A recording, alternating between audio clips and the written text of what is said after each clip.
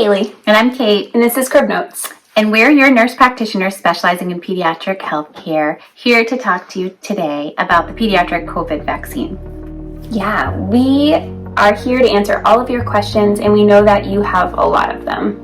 And as a parent, I completely understand that. I have 4 children, and certainly I've given this vaccine quite a bit of thought, and we both have spent a ton of time gathering as much information as we can, and we're here to share that with you.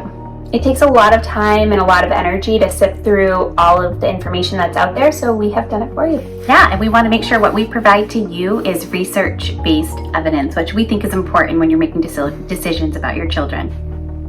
Pfizer has submitted their data from the 5 to 11 COVID vaccine clinical trials to the FDA and for EUA, Emergency Use Authorization.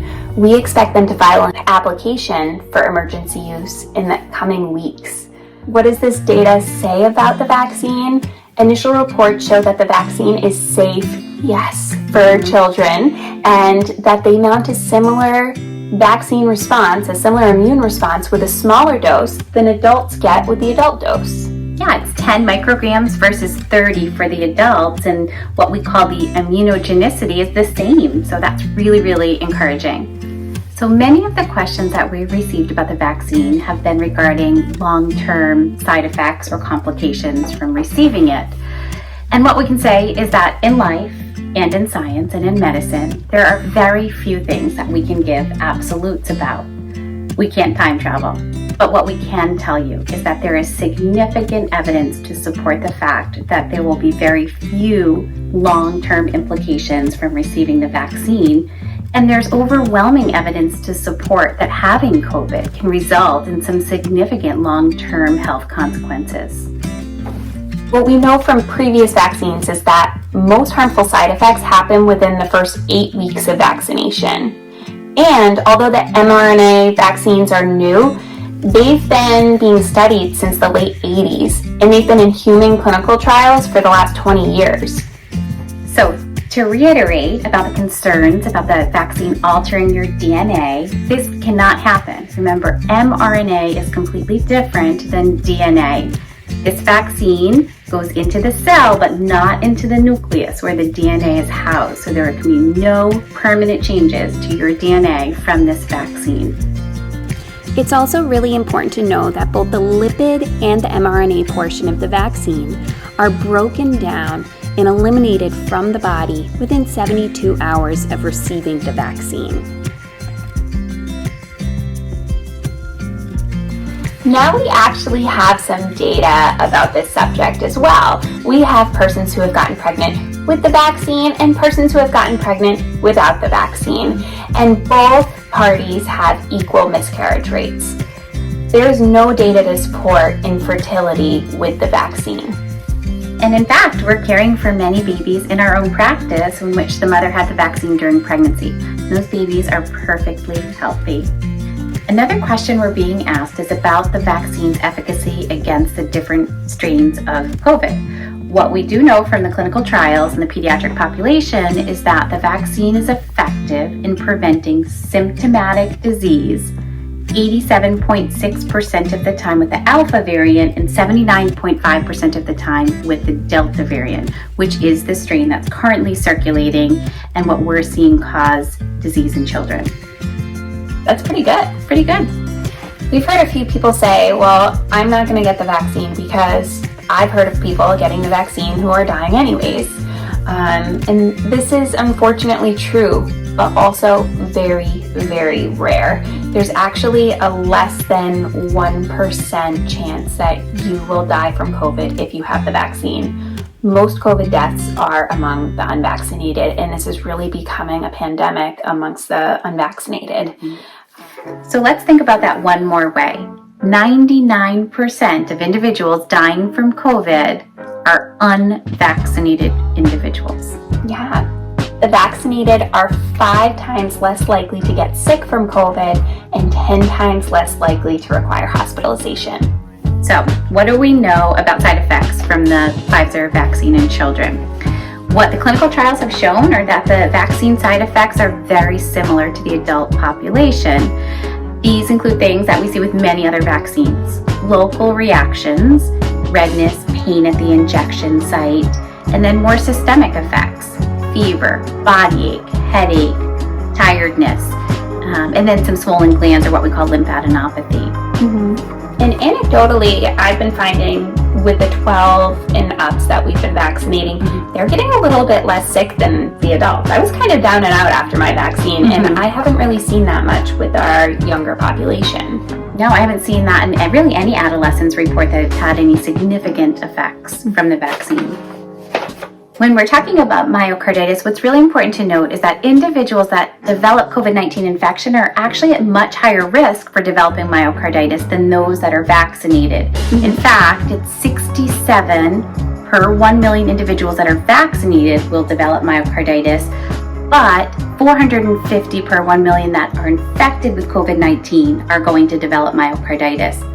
Also important to note that those individuals that do develop myocarditis from the vaccine generally have a very mild course of illness and only require supportive care and usually fully resolve. Another question we've been getting is, why should I vaccinate my child when they don't get as sick as adults do? And this is a great question because there is some truth to this. Most children are not going to get that sick from COVID. There is a small chance that you will get multi-inflammatory syndrome in children, and there's a less than 2% chance that you will end up hospitalized if you're a child with COVID-19. However, the problem with the Delta variant especially is that it is so contagious that you are most likely to get COVID if you are not vaccinated. And if you apply that 2% to the general population of children, you're looking at over 1 million cases of hospitalized COVID-infected children. And out of those 1 million plus cases, you're going to have 1/3 of those children end up in the ICU. So yes, it doesn't cause serious illness in most children, but it will infect most children. So are you willing to have your child be that 2%? Kaylee, when will the vaccine be available for our pediatric patients? So the data is currently under review, and we're expecting it to be approved for use in the coming weeks. So we think that probably for our 5 to 11-year-olds, we're going to see that available in November. And possibly for our 6-month to 5-year-olds, we might see it in December. But that's bearing that there's no surprises during this review process. So Cait, mother of 4, what everybody wants to know, are you going to vaccinate your own kids knowing what you know about the COVID vaccine? 100%. I will be the very first person here at this door to vaccinate my 4 children. My children are 11, 9, 6, and 3, and I am completely confident in the safety and the efficacy of this vaccine. I, in fact, tried to enroll them in the clinical trials. First and foremost, I want my children to be healthy and safe, and I am far more concerned about the long-term implications of COVID infection than I am about any implications of the vaccine itself. And then some other things to consider are the social, emotional impacts of this virus and what it's doing to children. And Kaylee and I can tell you that we're seeing that every single day for almost the past 2 years. Yeah, I mean, I joke, but it's not funny that I've been passing out more prescriptions for Zoloft and Prozac than I am amoxicillin. These kids are suffering emotionally, and they need to be amongst their peers, and they need to have structure and learn. And I think that the COVID vaccine is our only tool to get there faster and in safety. Yeah. And then thinking about the economic toll that we're seeing in the parents here in our practice, but also I can speak for myself. My children have been in school for just under a month, and I've had 1 single day where I did not have a child home due to being quarantined. So this is taking a toll on many families. And we need to get our kids back to being in school, being in their activities, and being engaged with their communities. And the only safe way we can get there is through a vaccine. We are well aware that the discussion about COVID-19 vaccines is evolving and the research is evolving, and we want to be an open and welcoming forum for you to ask those questions, not only for our own patients, but for anyone viewing this video. We'll make sure that we provide the research-based evidence to support our response to your question. And if you still feel skeptical or you still have questions, know that this is a safe place, as Cait said. We are here to answer the questions without judgment. Thanks for joining us for this episode of Crib Notes. Don't forget to like and subscribe. And leave your questions in the comments. Bye. Bye. Always remember, your child's care is nuanced by their unique physical makeup, as well as your family's particular social, economic, and environmental situation. For that reason, you should always consult your own pediatric providers when making decisions about your child's care.